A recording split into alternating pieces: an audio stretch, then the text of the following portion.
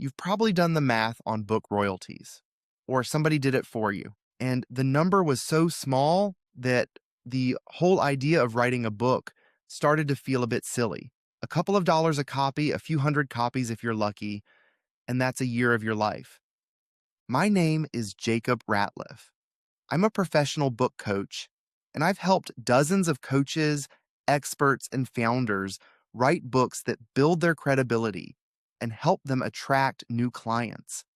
Here's the thing, that math is correct. Everybody who tells you a book is passive income is either selling you something or hasn't checked. The average self-published book sells fewer than 100 copies, ever. Not in the first year, ever.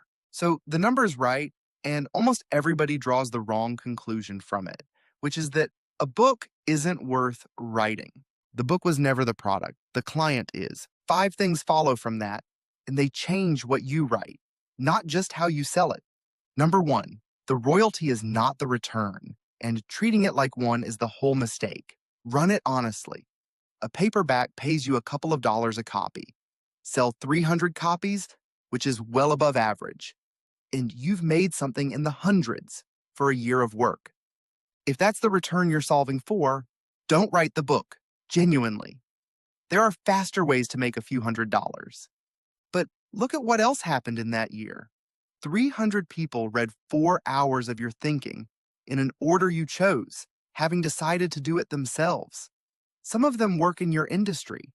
Some of them have the exact problem you solve. A few of them have budget. You didn't sell 300 books. You had 300 completed conversations with strangers who now know how you think, what you believe, and how you work. Try buying that another way.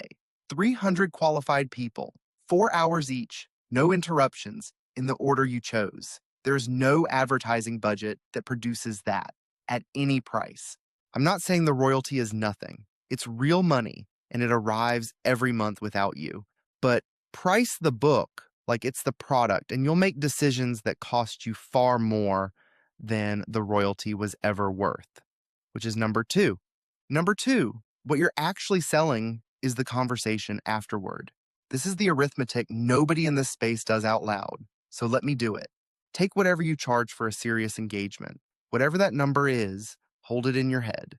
Now, 1 reader, not 100. 1 person who finishes your book decides you're the person who should help them and gets in touch.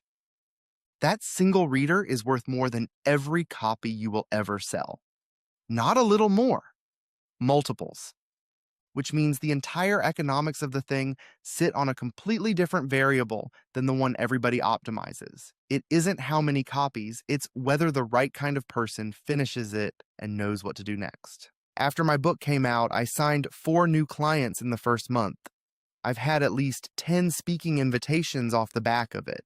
My sales calls went from about 50 minutes to 20 because the part where I explained myself had already happened. None of that shows up in a royalty report. All of it came from the same book. Now, I'll be careful with those numbers. A launch month is noisy. I was talking about the book, and some of that would have happened anyway. The point isn't the 4, it's that not one of them appears in the number most people use to decide whether the book was worth writing. And here's what it costs you to keep using the wrong number. You'll evaluate the book at month 3, see a royalty report with 2 figures on it, and quietly stop promoting the thing that was about to start working. Almost everyone who gives up on a book gives up on it while it's succeeding at the job they didn't know it had. Number 3, a cheap book is a feature, not a compromise. Once you accept that the reader is the return, the price question flips completely. If the royalty is the goal, you price high because every copy has to carry weight. If the client is the goal, you price low because your only real enemy is friction. $15 is not a purchase decision for the person you want. It's less than lunch. What it buys them is 4 hours of you, which is the cheapest possible way to find out whether they want to work with you. And here's the part that's hard to feel until you've watched it happen. A stranger who spends $15 on you has crossed a line that a free download never crosses. They chose you, they paid for it, and that changes how they read. I'm not telling you to give it away. Free costs you the thing you were buying with the price. Charge for the royalty and you'll optimize a number worth a few $100s while making it harder for the people worth thousands to ever pick it up. Number 4, which means it has to be written for the person who could hire you. This is where it stops being a pricing conversation and becomes a writing one. If copies were the goal, you'd write the broadest possible book on your subject, because breadth is how you maximize the total number of buyers. But you're not solving for buyers. You're solving for the small number of readers who could become clients. That is a much narrower person, and writing for them produces a different book. Different examples, different assumed level of knowledge, different problems taken seriously. And your book will have to choose between those two audiences constantly. Every example, every assumption, every price you mention in passing. If you haven't decided, it chooses at random. None of this means people outside that group can't read it. They will, and they'll benefit. Write it for maximum sales, and you'll get a book that a lot of people find fine and nobody finds necessary, which is the one outcome that produces neither royalties nor clients. Number 5, and none of it happens unless somebody finishes it. This is the condition underneath the other 4, and it's where I'd want you to end up. Every outcome I've described required somebody to get to the last page. Nobody recommends a book they abandoned. Nobody emails the author of a book they put down in chapter 2. A client of mine, Mark, spent years getting work almost entirely through referrals. Now people reach out and tell him they found his book online. They found it, and then they finished it, and then they got in touch. Take any one of those 3 out, and nothing happens, which sets a much higher standard than getting published. Published is a formatting problem. Worth somebody's evening is a writing problem, and it's a completely different one. I'm not saying every reader has to love it. Plenty won't be your person, and they'll stop. And that's the filter working. But if nobody finishes it, the royalty is all you get. And we've established what the royalty is worth. So, the royalty isn't the return. The conversation afterward is cheap is a feature. Write it for the person who could hire you, and none of it counts unless they finish. Every one of those changes something before you write a word, who it's for, what it argues, what each chapter has to do for that specific person.